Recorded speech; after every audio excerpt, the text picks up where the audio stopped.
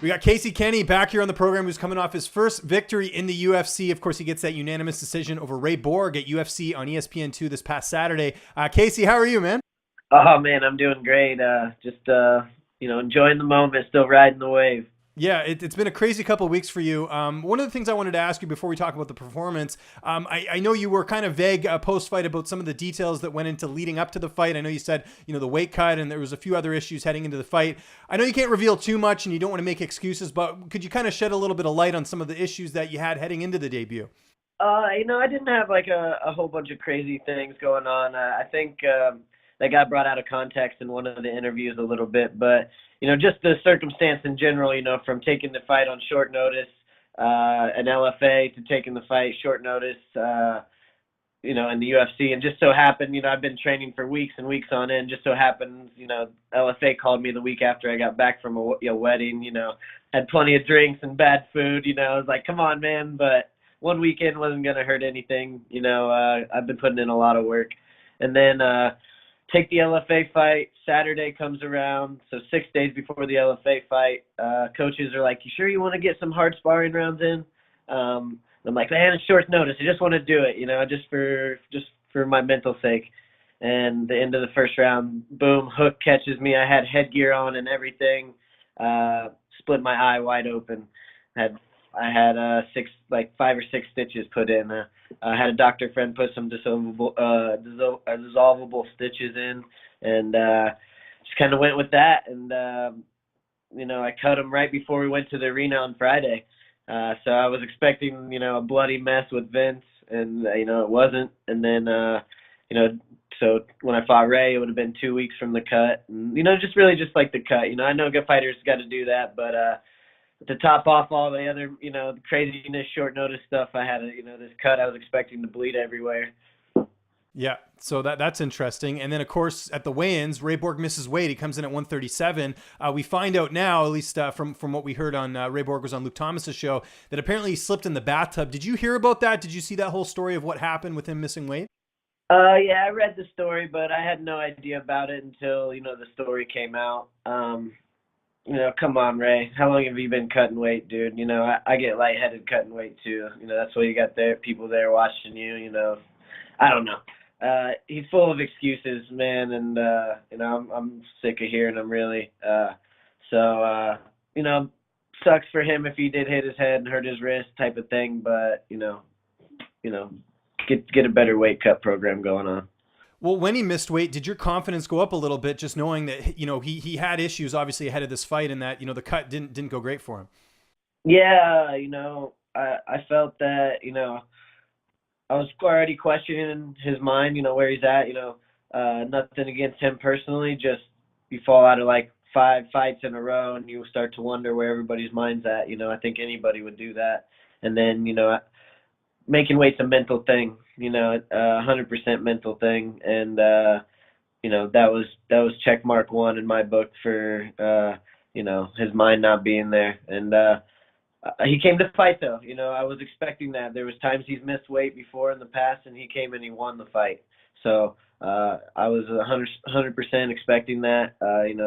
My coaches and I talked about that, like, hey, don't take him lightly. He comes to fight even after missing weight. So, and that was the case. It was a really close fight. I know you got the unanimous decision, but you guys both, like you said, brought it, and it certainly wasn't. It's definitely a fight that had its moments for both of you guys. What about him surprised you in the fight that maybe you weren't expecting? I thought he was gonna at least strike with me a little bit, but I think the first, couple exchanges took that away from him. Because if you go back and watch the fight, he didn't do a whole lot besides try to hug my legs, and he got the lifts, but never held me down. Times he took my back, I shook him right off. There was no threat, and I felt like I overall, out grappled him from a standpoint of, getting takedowns, control, getting in dangerous grappling positions, and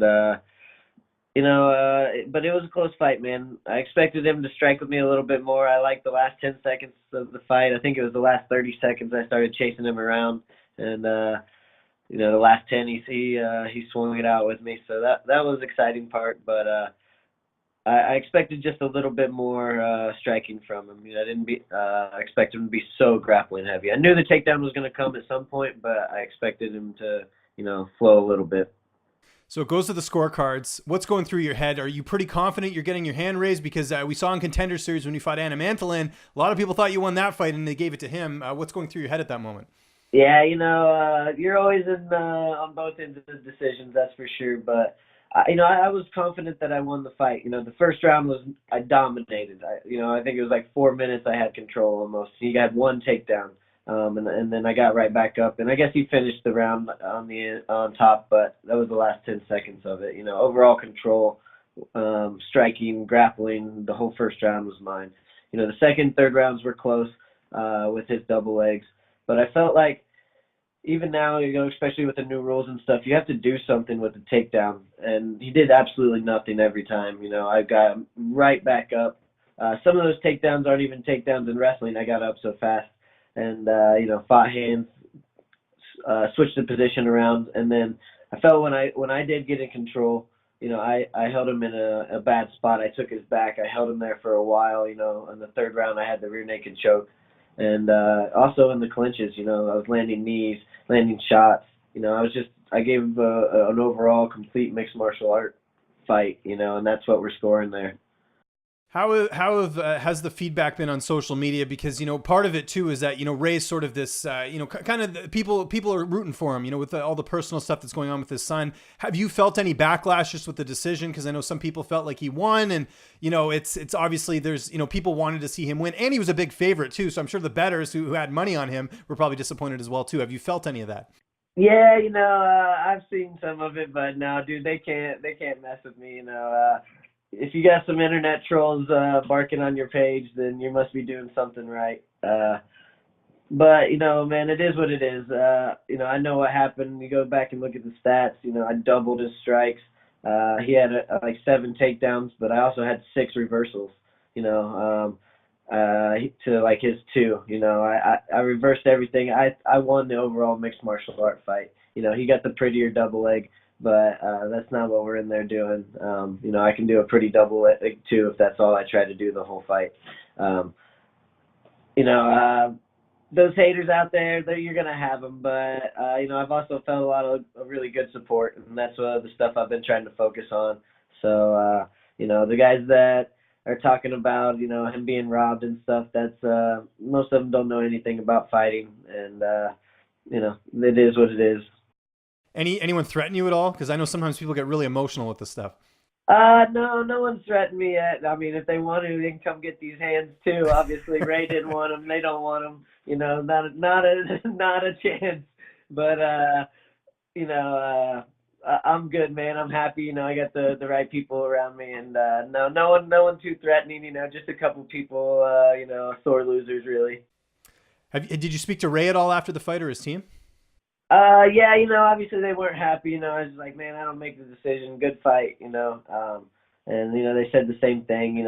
He seemed a little upset, but I get it. I totally get it. You know what I mean? I wish the best for him and his son, and all that good stuff. But we're all in the same game, chasing the same goal, and somebody's got to win, somebody's got to lose.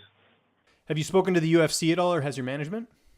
I believe I just sent my manager a text. I wanted to kind of push for International Fight Week. I feel like that's a good time frame, a good platform to be on, be around. So I told him, send Sean Shelby the message that I kind of want to do that. So we'll see how that goes. Obviously I'm down to fight whenever, but in a perfect world, that's where I'd like to be. Well, hopefully that happens. I'm going to be going to cover that card, UFC 239. So it should be a stacked event. It already is. I mean, they got the 2 title fights. Who wouldn't want to be on that card, right? So right, exactly. Any opponents in mind for your next test? And would you prefer for it to be at 125 or 135? I think bantamweight's my new home, man. I'm gonna focus on getting bigger, and that's really what I want a month or so to do. Just start hitting the weights really hard, and just kind of adapt to that bantamweight. I've still got the body of a flyweight. I'm pretty good size still, but I feel like I pack on 5 pounds. Those double legs don't happen, and that's what I'm looking for. So I don't really have an opponent, I guess.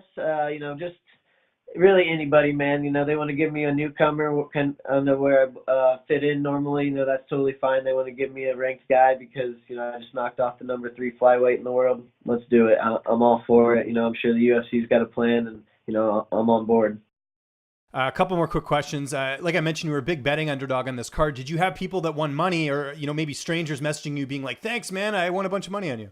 Yeah, actually, I had a couple people, message me and said they were gonna keep betting on me, like, dude, you want a bunch of money for me, that type of thing. And I know, not super close friends, because that's really bad luck. Like, I don't know. I'm sure you can talk to other fighters. Like, if you're super close to somebody, stay away from betting on them. But just some people around that I heard won some money. Friends of friends type of thing, and.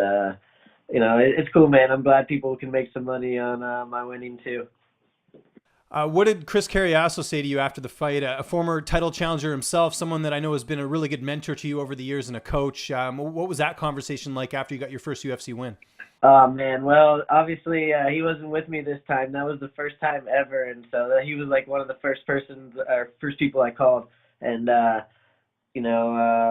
he was just proud, man. He was proud of me. Good job. He said he about had a heart attack while watching it. But man, he was proud of everything. Obviously, the coach in him, he was criticizing the double legs and the hand fighting just a little bit. But that's a good coach, man. Right to the point, but also proud of what you're doing. And last question before I let you go: any bumps and bruises out of this fight? Or are you ready to get back to action? You said you want to fight as soon as possible, but anything you got to heal up?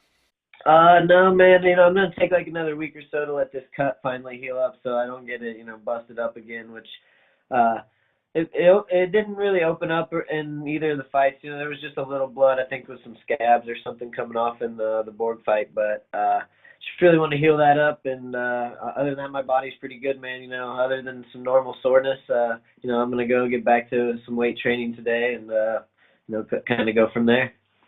Congratulations on the win again, Casey. Great getting a chance to catch up with you, man. Just remind people where they can find you on social media, and if you have any sponsors or thank yous or shout outs, the floor is yours. Yeah, man. Always a pleasure to come and talk to you. But you can catch me at CKMMA 135 on Twitter and Instagram, and then Casey Kenney on Facebook. And I want to thank everybody that's part of the team. You guys are awesome.